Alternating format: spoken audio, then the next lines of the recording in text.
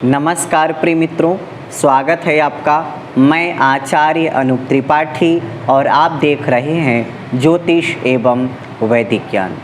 मित्रों, आज आपके सामने एक विशेष जानकारी लेकर के उपस्थित हुआ हूँ। प्रायः हम सभी के जीवन में एक सपना होता है, हमारे सपनों का स्वयं का अपना घर हो, लेकिन यह पर्याप्त नहीं है। उस घर से हमें सुख और शांति प्राप्त हो, यह उससे भी महत्वपूर्ण है। और सुख शांति प्राप्त करने की अनेक विधियां हैं। उनमें से सबसे महत्वपूर्ण विधि यह है कि जब आपने घर लिया, जब आपका अपना घर हुआ, उस समय आपने क्या विधि विधान से वास्तु पूजन किया? क्या आपने अच्छे से विधि वैदिक विधि के द्वारा गृह प्रवेश किया? ये पर्याप्त कारण है आपको सुख और दुख देने का, शांति और अशांति देने का। तो हम आज बताने वाले हैं इन्हीं विषयों पर में एक विषय जिसका नाम है कलश वास्तु चक्र। हम आपको आज वास्तु पूजन के बारे में नहीं बताएंगे और ना ही गृह प्रवेश की विधि के बारे में बताएंगे, बल्कि हम आज आपको वास्तु पूजन कब किया जाए, विधि के अनुसार, शास्त्रों के अनुसार, और गृह प्रवेश कब किया जाए उसके मुहूर्त के बारे में। और मुहूर्त भी कई प्रकार से देखा जाता है, लेकिन उनमें हम आपको तिथि, वार, नक्षत्र, योग, करण क्या होते हैं, कौन से मास में गृह प्रवेश किया जाता है, इसके बारे में जानकारी हम आपको आगे आने वाले वीडियो के श्रृंखला में देते रहेंगे। लेकिन आज बात करेंगे कि कैसे हम कलश वास्तु चक्र ज्ञात करके हम यह जान सकते हैं कि किस दिन हमें वास्तु पूजन करना चाहिए अथवा गृह प्रवेश करना चाहिए। जिस भी मास, तिथि, वार, नक्षत्र में हमने गृह प्रवेश किया है, क्या कलश वास्तु शुद्धि उस दिन है या नहीं है? आपको यह नाम शायद नया लग रहा हो, तो हम आपको बता दें कि जिस समय हम प्रवेश करते हैं उस समय तिथि, वार, नक्षत्र, मास आदि, भद्रा आदि के अलावा भी पंडित जी से एक बात पूछते हैं कि क्या इस दिन प्रवेश करने के लिए कलश शुद्धि है, कलश वास्तु चक्र की शुद्धि है, क्या हमारे लिए दुखदाई तो नहीं है? और पंडित जी गणना करके इसके बारे में हमें बताते हैं। तो आज हम इसी बारे में आपसे बात करेंगे, क्योंकि आपका सपनों का घर आपको सुख शांति दे, ऐसी हमारी कामना है। और आप इस विषय पर विशेष विचार करें, क्योंकि जीवन में ऐसे कुछ चीज़ें होती हैं जिनको पुनरावृत्ति हम नहीं कर सकते। जैसे विवाह की विधि और विवाह का जो भी कार्य है, अगर वो गलत हो जाए तो हम दोबारा विवाह नहीं कर सकते। उसी प्रकार से एक बार घर में प्रवेश करने के बाद हम दोबारा से गृह प्रवेश नहीं कर सकते। इसलिए प्रथम बार ही सारी जानकारी एकत्रित करना जरूरी होता है। तो हम आपको आज बताने वाले हैं कि आप स्वयं ही अपने हाथों से गणना करके कैसे कलश शुद्धि चक्र को आप स्वयं बना सकते हैं या देख सकते हैं। वास्तु कलश को, इसको कुंभक चक्र शुद्धि भी कहते हैं। तो आज हम आपको इसी बारे में बताएंगे। तो इसको जानने के लिए सबसे पहले आपको ये जानना होगा कि एक काल्पनिक कलश की कल्पना की गई है। ये जो कलश शब्द हम बार बार बोल रहे हैं, तो एक काल्पनिक कलश की कल्पना की गई है और वो कलश में 8 विभाग किए गए हैं। मुख का, फिर चारों दिशाओं, पूर्व, दक्षिण, पश्चिम और उत्तर, इसके साथ उसका जो बीच का भाग गर्भ, और इसके बाद तले का भाग, और उसके ऊपर कंठ का भाग, जहाँ कलश मुड़ा हुआ होता है कंठ कहलाता है, तो कंठ का भाग। ये 8 भाग कलश के किए गए हैं और 27 नक्षत्रों की गणना है। आप ये जानकारी रखें अपने पास कि 27 नक्षत्रों की ही गणना इसमें करनी है।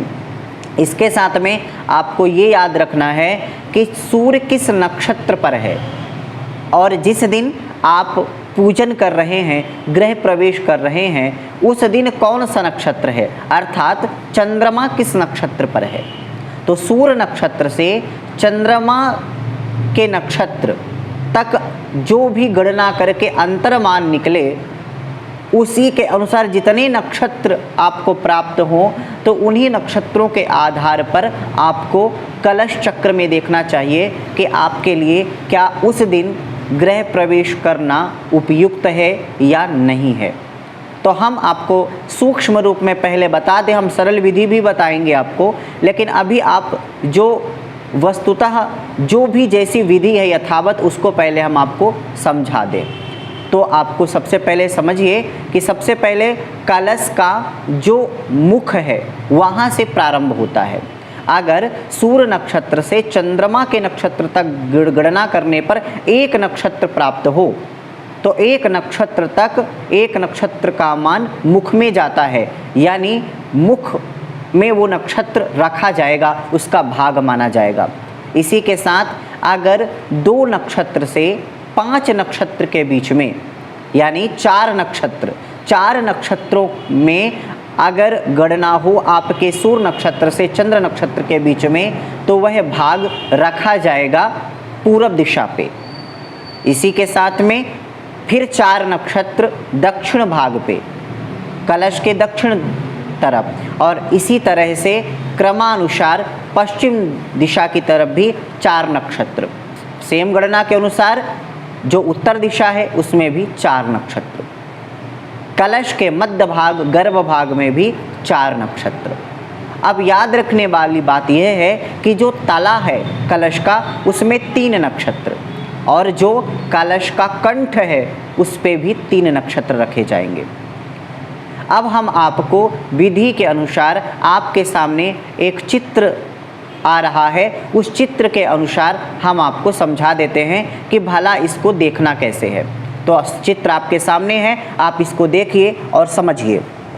सबसे पहला जो हमने आपको बताया कि पहला नक्षत्र जहाँ मुख लिखा है, मुख नक्षत्र के जो पीले कलर से रंगा हुआ है, जहाँ एक नक्षत्र लिखा है, यहाँ मुख है कलश का। ये जो कलश है ये सांकेतिक कलश है, आप इसको कलश मान के चलिए, सांकेतिक कलश के रूप में आप इसको समझिए। तो जो मुख भाग है आपको सरलता से समझ में आ जाए और लिखने में स्पेस मिले, इसलिए हमने इसको एक सांकेतिक कलश का रूप दिया है, मूल कलश का रूप नहीं दिया है चित्र में।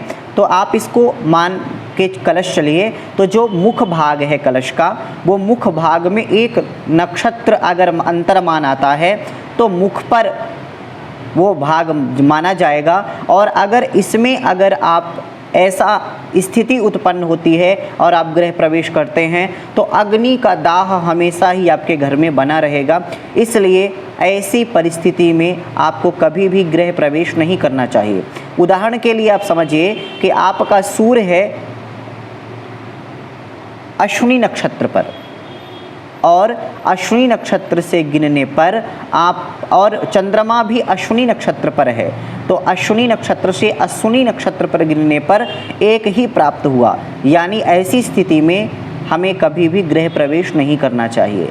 अब आप देखिए उसके ऊपर जो पूरब दिशा लिखा है, पूरब लिखा है, पूरब में 2 से 5 नक्षत्र यानी 4 नक्षत्र वो भी आपको दिख रहा है ऊपर, 4 नक्षत्र। और अगर आगे सूर्य नक्षत्र से चंद्र नक्षत्र तक गणना करने पर प्राप्त हो रहा है, अर्थात 2 नक्षत्र से 5 नक्षत्र के बीच में, तो जन शून्यता आती है। अब इसको कैसे समझेंगे? मान लीजिए आपका सूर्य अश्विनी नक्षत्र पर है और आपका चंद्रमा रोहिणी नक्षत्र पर है, तो आप गिनिए अपनी उंगली पर, अश्विनी, भरणी, कृत्तिका, रोहिणी, 4 नक्षत्र का मान आ रहा है। तो ये बता रहे हैं कि 2 नक्षत्र से 5 नक्षत्र के बीच में अगर नक्षत्र हो तो जन शून्यता आती है, यानी उस घर में हमेशा ही किसी न किसी व्यक्ति की घात चलती रहती है। और ऐसे समय में भी हमें कभी भी गृह प्रवेश अथवा वास्तु पूजन नहीं करना चाहिए। इसके बाद क्रमशः चले दक्षिण दिशा की तरफ। दक्षिण दिशा में भी 4 नक्षत्र मान लेना है। तो अब आपको जो आपने 4 नक्षत्र ऊपर लिए थे उसी प्रकार से आगे लीजिए। तो आपके 2 से 5 नक्षत्र पूर्व दिशा में हो गए। तो अब आपके 6 नक्षत्र से 9 नक्षत्र के बीच में जिस नक्षत्र में सूर्य है उस नक्षत्र से अगर चंद्रमा जिस नक्षत्र पर है उनका अंतर्मान अगर 6 से 9 के बीच में आ रहा है तो आपको ये मान के चलना है कि इसका भाग दक्षिण दिशा की तरफ है और ऐसी स्थिति में द्रव्य लाभ होने की संभावना बन जाती है। मतलब आपको यह स्थिति बहुत अच्छी है और ऐसी स्थिति में आप गृह प्रवेश कर सकते हैं।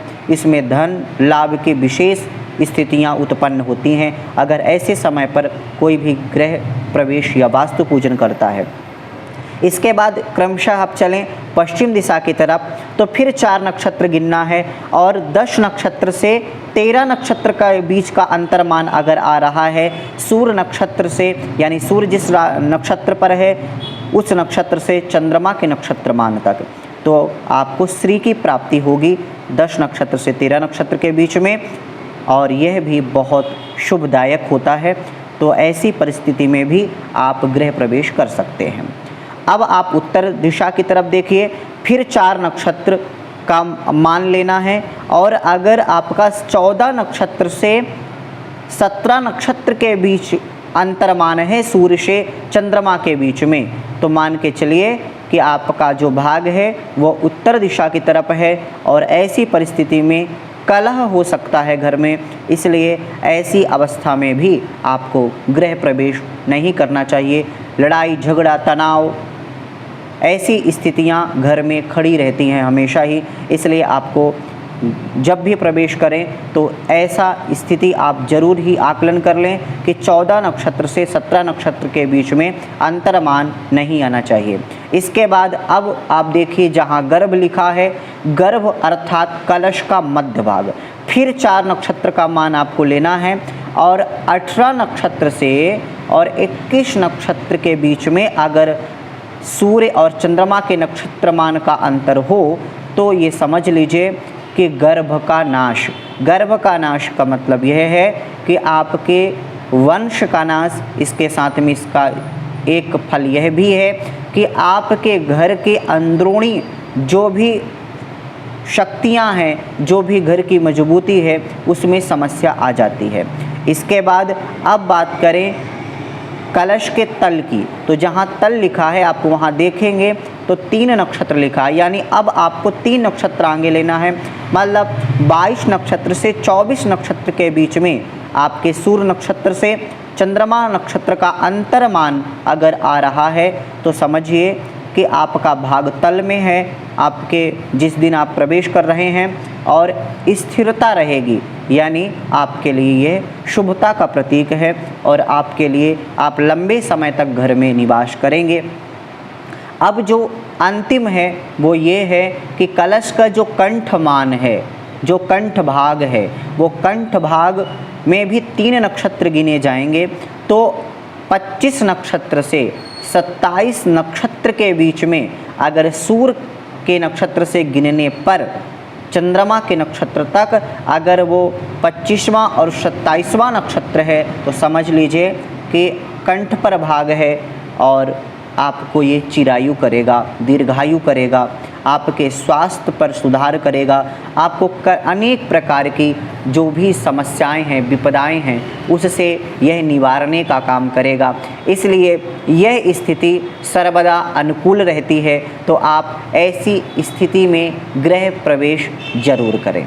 तो अब हम आपको इसके साथ में ये बता देते हैं कि आप इतना याद नहीं रख पा रहे हैं, कलश नहीं देख पा रहे हैं, आपको उत्तर दक्षिण नहीं पता है, आपको अनेक प्रकार की गुणा गणित नहीं कर पा रहे हैं, तो बस एक गणित तो आपको करना ही पड़ेगा कि सूर्य जिस नक्षत्र पर है उस नक्षत्र से चंद्रमा का जो नक्षत्र है उसको गिनने पर कितने नक्षत्र आ रहे हैं और उनका जो मान है, जो क्रमशः मान है, अगर वो आपको हम अब क्रमशः बता देते हैं, जिससे कि आपको बड़ी आसानी हो समझने पर। तो आप देखिए, अगर उसका मान 1 नक्षत्र से 5 नक्षत्र के बीच में है तो समझ लीजिए कि आपको वास्तु पूजन उस दिन नहीं करना है। इसके साथ में अगर 6 नक्षत्र से 13 नक्षत्र आ रहे हैं सूर्य नक्षत्र से चंद्र नक्षत्र के बीच में, तो समझ लीजिए कि शुभता का प्रतीक है, आपको गृह प्रवेश कर लेना है।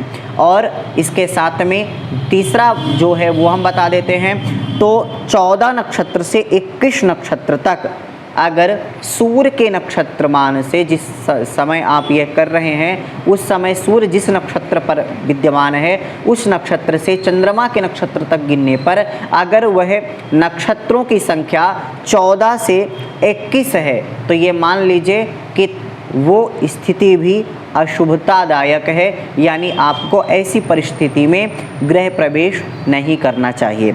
अब यहाँ आपको जो चौथी स्थिति है वो आपको बता देते हैं। 22 नक्षत्र से 27 नक्षत्र के बीच में अगर सूर्य नक्षत्र से चंद्रमा के नक्षत्र तक गिनने पर प्राप्त हो तो समझ लीजिए कि यह आपके लिए अत्यंत शुभदायक है। आप ऐसी परिस्थिति में गृह प्रवेश जरूर करें। तो आप इन 4 नोट को याद कर लें, जिसमें से 2 शुभ हैं और 2 अशुभ हैं।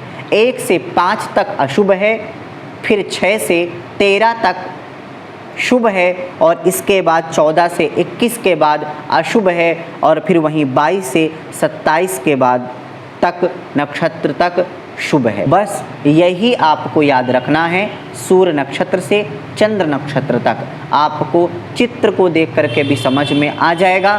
तो आपको अभी बस हम आपको कलश वास्तु चक्र के बारे में ही बता रहे हैं। आगे आपको किस महीने में गृह प्रवेश कराना चाहिए, किस नक्षत्र में, किस तिथि में, किस वार में, क्या भद्रा का विचार होता है, योगिनी का विचार होता है, आदि आदि जानकारी आपको हम अगले श्रृंखला में देंगे। तो आशा करते हैं कि आपको यह जानकारी समझ में आई होगी। अगर नहीं समझ में आई तो वो क्या है जो समझ में नहीं आया, हमें कमेंट के माध्यम से बताएं। और आपको जो भी समझ में नहीं आया हम कोशिश करेंगे कि दोबारा से आपको समझाएं, जो भी आपको समझ में नहीं आया। तो चलिए अभी के लिए बस इतना ही। आगे फिर उपस्थित होंगे आपके सामने एक नई जानकारी के साथ। तब तक के लिए नमस्कार। और हाँ, एक बात और, आप प्लीज़ सभी लोग जो भी वीडियो देख रहे हैं हमारे चैनल को सब्सक्राइब कर लें, जिससे कि हमारा मनोबल बढ़े और हम आपको ऐसी ही अनेक प्रकार की जानकारी हमेशा देते रहें।